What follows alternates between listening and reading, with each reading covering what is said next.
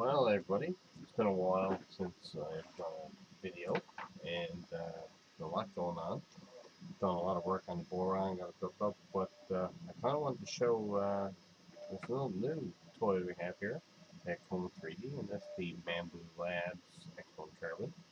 And I just wanted to showcase this a little bit here tonight. I'm doing basically, I'm printing a fluted corner for siding for a house. This is just a test piece, so it's being done in PLA, but I have a damaged piece of siding on my home, and I decided that I just took a snippet of that piece off, and I discovered that this piece of siding is no longer made. Uh, so, kind of doing this little showcase videos just to show you and what some people may not be aware of, things you can do with 3D printing. So, why I don't really have the ability to print on a piece of siding, uh, you know, uh, to the size that I would actually need. To replace the whole thing, and I need about 10 linear feet. Um, I'm going to print. This is on Bamboo Lab, so it's a little bit smaller. I'll probably print some sections on my boron, and so I can get some bigger sections. So I'm going to print a couple of basically 300 millimeter sections and join them together and then I will make a piece to repair just the damaged section of my piece of siding. So a little bit about that process. So I took a piece of siding, um, cut a piece off so I get the profile, and took a picture of it, and then I used Fusion 360 to import that picture in there. And I didn't do a video on how I did that, but I imported that picture into Fusion 360. Did some traced the profile of the siding, took some measurements of the piece I had, and was able to come up with a sketch, and I made a model of the piece of siding, the corner.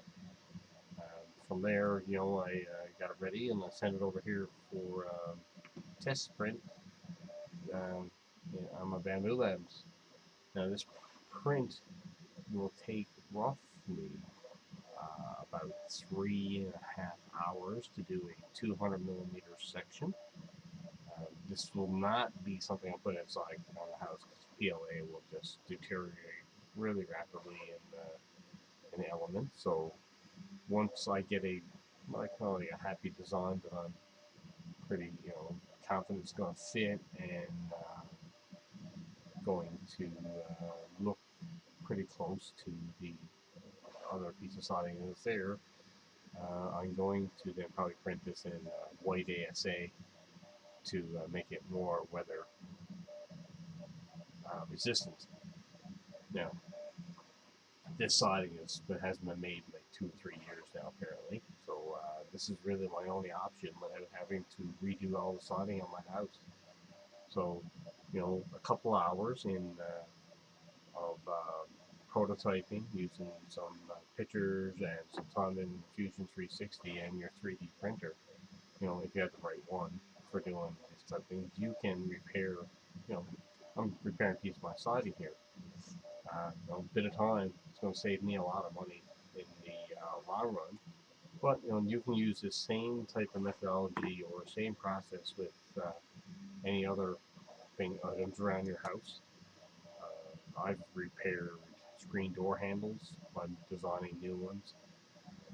Designed different things for kitchen, extra shelving, inserts that go inside my cupboards, things for stacking food in pantries and things like that. So 3D printing does have its we'll call it where people are just printing knickknacks and cosplay stuff, costumes, but there is also a real world application you can use at home, to fix up things around your house. So yeah, so I just want to give this a little quick video, little thing for channel if you might be interested. It's also a little let you know that Coleman 3D is now also a reseller for authorized reseller and warranty service center for Bamboo Lab, and we will be stocking the X1 Carbon and P1S and P1S combo in the very near future. For more information on that, you can check out our website. We got not very much up there right now, but that's coming in the next week or so. We're just getting a few logistic things straightened out. But this is the actual printer at work.